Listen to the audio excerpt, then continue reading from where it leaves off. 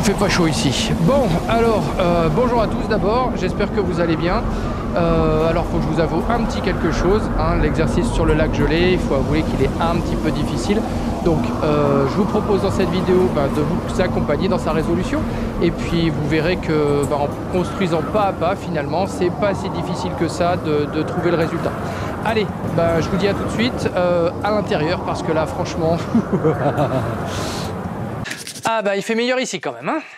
Alors, la question que je vous avais posée était la suivante. On avait un lac qui était gelé en surface, on connaissait l'épaisseur de la couche de glace et on voulait savoir au bout de combien de temps cette couche de glace aurait augmenté d'une certaine épaisseur.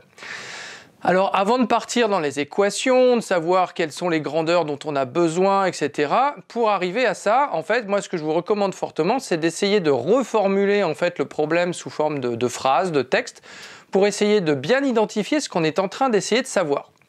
Alors, dans notre cas, ici, on a un lac surmonté par une couche d'air froid dont la température, on a dit, était de moins 30 degrés Celsius, une couche de glace dont on connaissait l'épaisseur, et puis en dessous, donc, de l'eau liquide qui allait geler. Donc cette eau liquide, puisqu'elle est liquide mais au contact direct de la glace, en fait, on est en droit de supposer que, notamment juste sous la glace, elle est à 0 degré Celsius. Alors on peut toujours chipoter un petit peu, hein, en fonction de la composition de l'eau, en fonction de la pression qu'elle subit, etc., etc. Mais bon, pour le problème qu'on a là, ça n'a pas vraiment d'importance. On va prendre 0 degré Celsius pour l'eau. Et l'épaisseur que je vous avais donnée ici était de 10 mm. Et on voulait connaître le temps nécessaire à la croissance de cette couche d'1 millimètre. Donc pour passer à, ici, 1 mm supplémentaire. Alors, puisque c'est un exercice d'application de la loi de Fourier, forcément on va utiliser la loi de Fourier, mais avant d'en arriver à l'utilisation de cette loi de Fourier, on va essayer de savoir ce qu'on est en train d'essayer de calculer. Donc ce lac, il est surmonté d'une masse d'air. Je vous donne la température. Qu'est-ce que ça sous-entend? Ça sous-entend que la masse d'air qui est au-dessus du lac a une taille telle que sa température ne va pas évoluer lorsque la couche de glace, en fait, va croître. Donc ici, on a ce qu'on appelle un thermostat. Autrement dit, cette température de moins 30 degrés va rester constante tout au cours de l'évolution de la couche de glace. Et en dessous, on a une certaine quantité d'eau et on va faire la même hypothèse, de savoir que la quantité d'eau qu'on a dans le lac est très grande par rapport à la quantité d'eau qui gèle à la surface du lac, si bien qu'on va pouvoir considérer que la température de l'eau ici va peu évoluer lorsque la couche de glace va augmenter. Autrement dit, cette température ici, elle va être constante. Donc de la même façon, l'eau liquide qui est sous la glace va être considéré comme étant un thermostat. Alors, petit rappel, hein, la particularité d'un thermostat, c'est que c'est un milieu qui est capable dont la température est fixe et qui est capable de donner ou de reprendre de l'énergie sous forme de flux thermique de manière infinie, c'est-à-dire que on peut lui donner ou lui prendre autant d'énergie qu'on veut. Il n'y a pas de notion de latence ou d'inertie au niveau de ce milieu. Ok, donc on a un matériau séparé par deux milieux dont les températures sont fixes et on va regarder comment, à quelle vitesse cette couche de glace ici croît. Autrement dit, on va en fait regarder à quelle vitesse le 1 mm de glace qu'on a sous la couche de glace, donc le 1 mm d'eau qu'on a sous la couche de glace, va cristalliser en glace. Alors, lorsque vous avez de l'eau liquide, et que cette eau liquide se transforme en glace, cette opération-là, en fait, elle libère de l'énergie, donc c'est une énergie de fusion.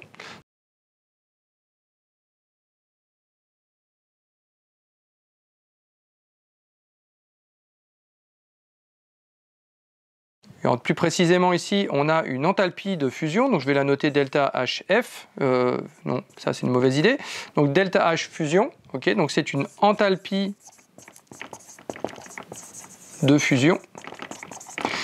Donc le fait que l'eau liquide congèle va libérer de l'énergie sous forme d'enthalpie de fusion, et cette énergie, elle est en trop au niveau de la glace qui gèle, donc il faut bien qu'elle aille quelque part.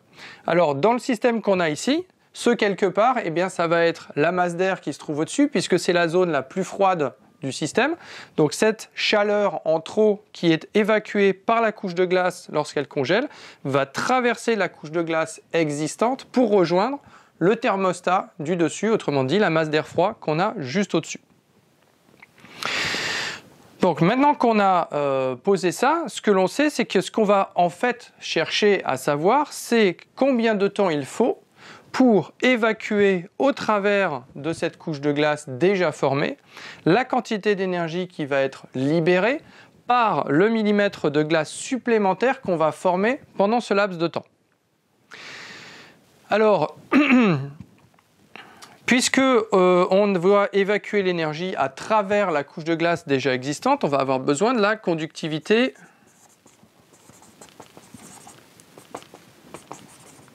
thermique de cette couche-là, donc le lambda de la glace, puisque c'est lui qui va piloter la vitesse à laquelle justement l'énergie issue de la congélation va pouvoir transiter à travers la couche de glace.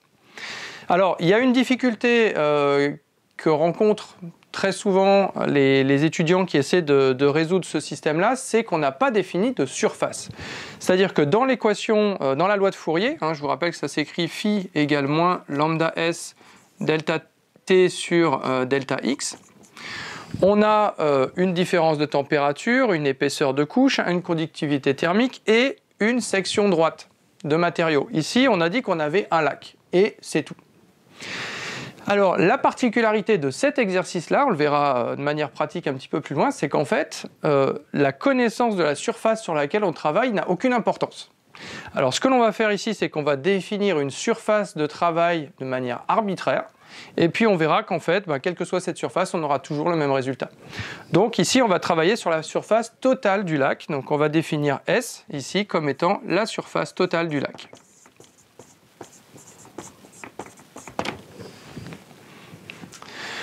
Voilà, donc on travaille sur la surface totale du lac et finalement la problématique initiale, de savoir quel était le temps nécessaire à la croissance d'un millimètre de la couche existante, se traduit en réalité par le temps nécessaire à l'évacuation au travers de la couche de glace de l'enthalpie de fusion qui a été libérée lors de la congélation de cette couche. Ok, donc maintenant on est bon, on a un petit peu mieux cadré les choses et puis on va pouvoir mettre un petit peu ça en équation en utilisant la loi de Fourier et voir comment on peut justement extraire la grandeur qui nous intéresse. Alors pour faire ça, la première chose que l'on va faire, c'est de définir des symboles qui vont représenter les différents outils dont on va avoir besoin pour résoudre le problème. Donc il y en a un certain nombre qu'on a déjà introduit. Donc la conductivité, je vais noter lambda G, c'est la conductivité thermique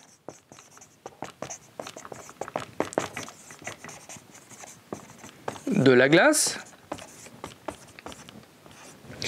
Ensuite, on va avoir ce qu'on va noter delta X de façon à rester homogène avec la loi de Fourier telle qu'on l'a exprimée la dernière fois. Donc il sera l'épaisseur de la couche de glace existante. Et ensuite, on va noter petit delta, grand delta x, l'épaisseur de glace supplémentaire que l'on cherche à produire sous la couche de glace existante. Donc ça, c'est l'augmentation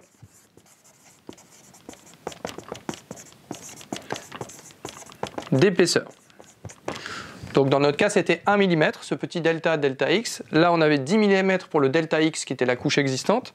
Et le lambda g, on regardera tout à l'heure la valeur effective pour l'utiliser pour l'application numérique. Voilà. Alors, le grand S dont on va avoir besoin, eh bien, c'est la surface du lac, qui est inconnue, mais on verra tout à l'heure qu'on n'en a pas besoin. Et la différence de température delta T, ça va être la température de l'air. Alors on va le faire dans l'autre sens, comme ça on aura delta T positif, ce sera plus facile. Donc ce sera la température de l'eau moins la température de l'air. Donc ici, puisqu'on a une eau qui est à 0 degré Celsius et l'air à moins 30 degrés Celsius, ici la différence de température est de 30 degrés Celsius. On reprendra la valeur numérique tout à l'heure lorsqu'on fera l'application. Voilà, donc delta T on l'a, le delta X, le S, le lambda et le delta x pour l'augmentation. Donc il nous manque encore l'enthalpie de fusion, donc delta H fusion ici, qui correspond à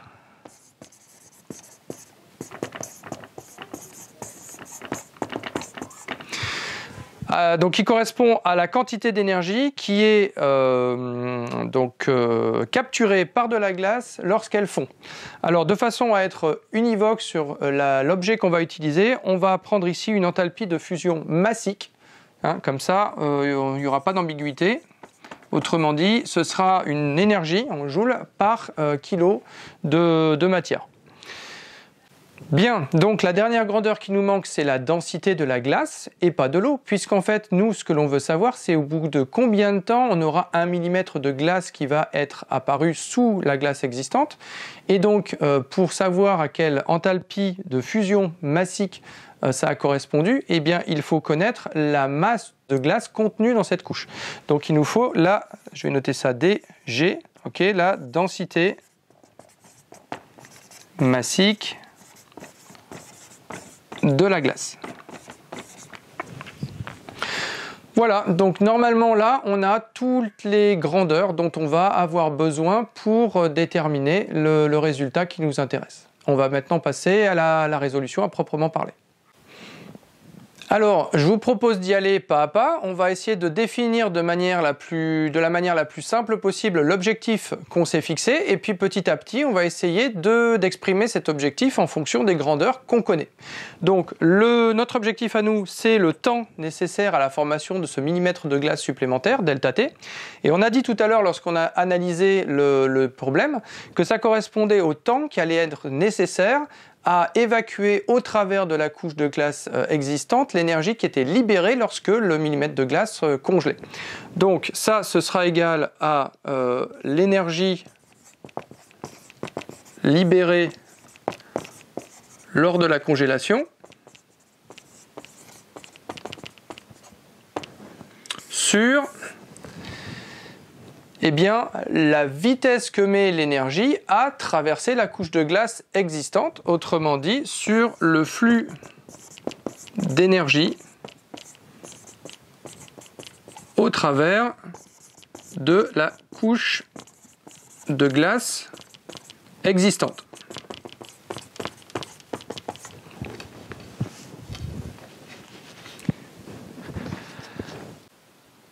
Bien, donc on va maintenant essayer d'exprimer ces deux grandeurs en fonction de choses qu'on connaît.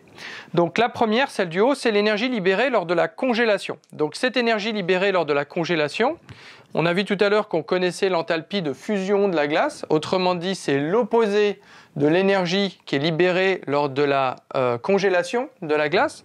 Donc ça va être moins delta H fusion ici, ce qu'on veut c'est l'enthalpie de congélation.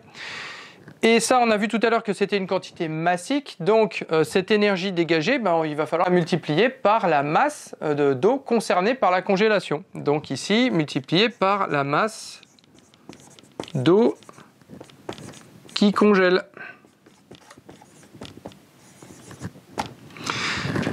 Alors, cette énergie de congélation, cette enthalpie de congélation fois la masse d'eau qui congèle, donc ça, on le connaît, hein, on vient de l'exprimer. Maintenant, ce qui nous manque, c'est cette partie-là. Donc, la masse d'eau qui congèle, comment on peut y accéder? À travers le volume de glace qui est connu à la fin de la congélation. Et on va utiliser la densité pour passer du volume de glace à la masse de glace. Donc, cette masse d'eau qui congèle, ça, c'est égal au volume de glace qui congèle, ok, multiplié par la densité de la glace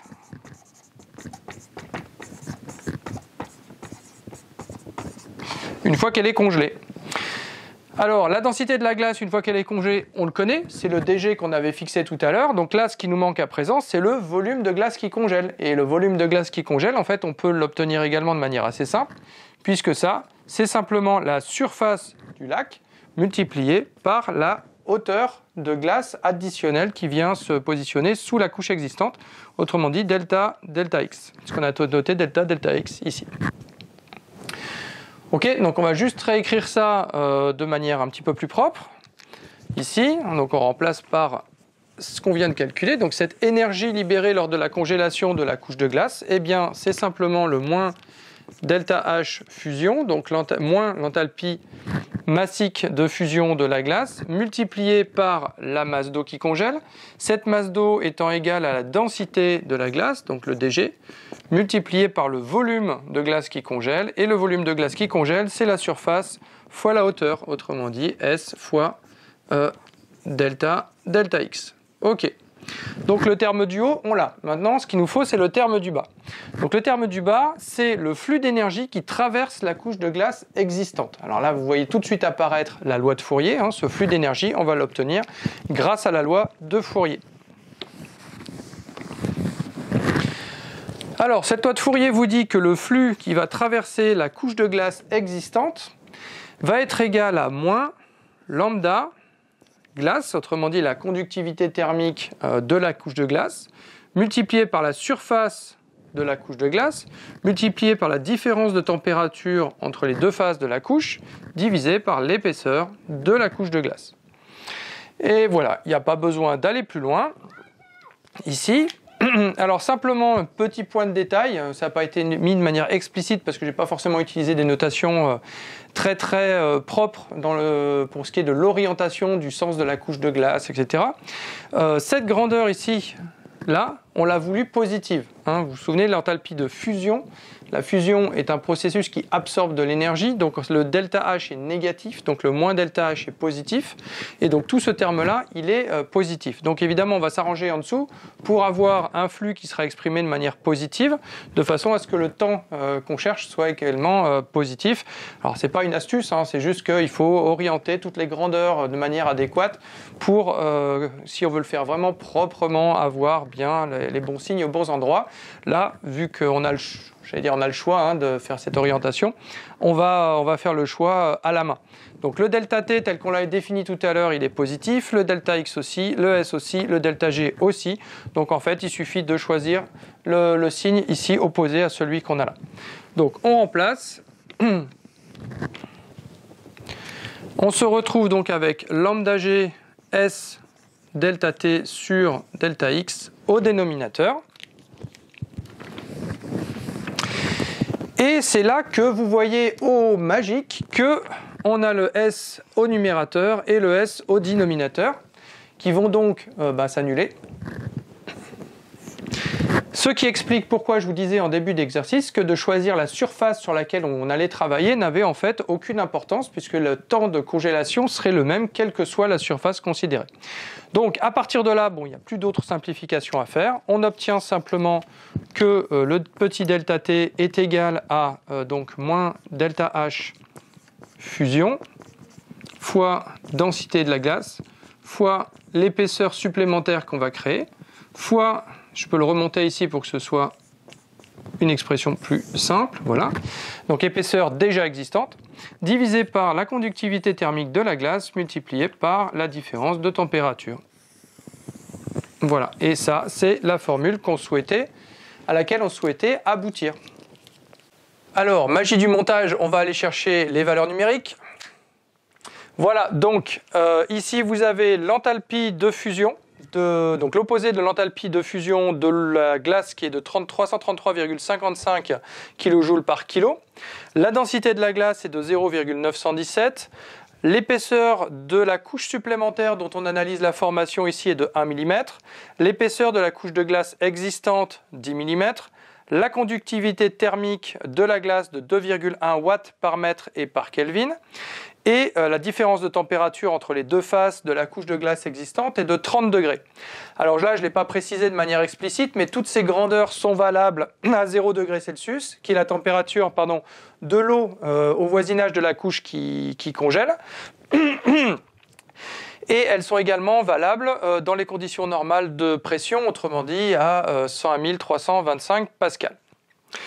Voilà, alors si vous prenez toutes ces valeurs numériques et que vous les injectez dans cette équation-là, eh bien vous obtenez un ΔT de 48 secondes, ce qui paraît relativement court et en même temps c'est pour 1 mm de glace.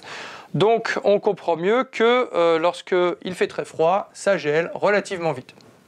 Alors là, on a fait une résolution numérique brute du problème en faisant l'hypothèse que l'épaisseur de couche de glace qu'on était en train de former était suffisamment petite par rapport à l'épaisseur de la couche de glace qui était déjà formée.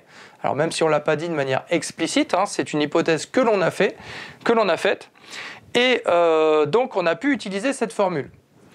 Alors, si on veut étudier une épaisseur de couche de glace plus grande, c'est-à-dire sur une durée plus longue en fait, ce qui va se passer, c'est que forcément la glace qui est en train de se former va s'ajouter à la glace qui est déjà existante, ce qui fait que l'épaisseur de la couche existante augmente au fur et à mesure de la formation de la glace en dessous, et que donc on ne peut plus considérer que pendant que ce 1 mm supplémentaire se forme ici, on a une épaisseur de glace qui est constante au-dessus.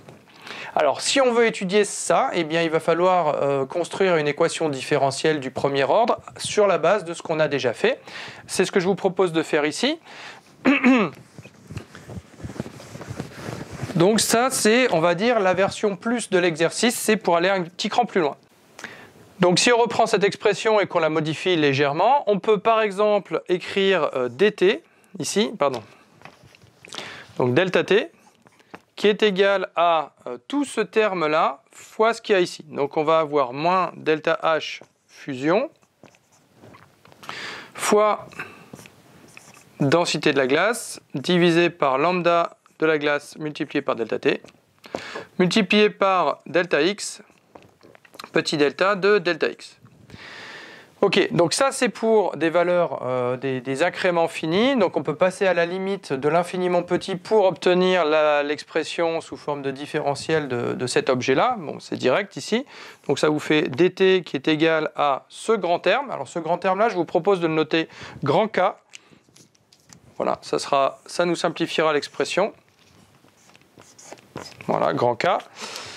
Multiplié par delta x, multiplié par d de delta x. Bon, une fois qu'on est là, on intègre simplement la relation entre le début de la congélation puis le moment qui nous intéresse. Donc c'est pareil, c'est relativement direct. Ça vous fait t pris entre 0 et puis le moment qui nous intéresse vraiment, on va le noter t0 ici, qui est égal du coup à k, facteur de delta x au carré sur 2, pris entre l'épaisseur nulle et puis le x0, voilà, on va le noter x0, qui est celui qui nous intéresse.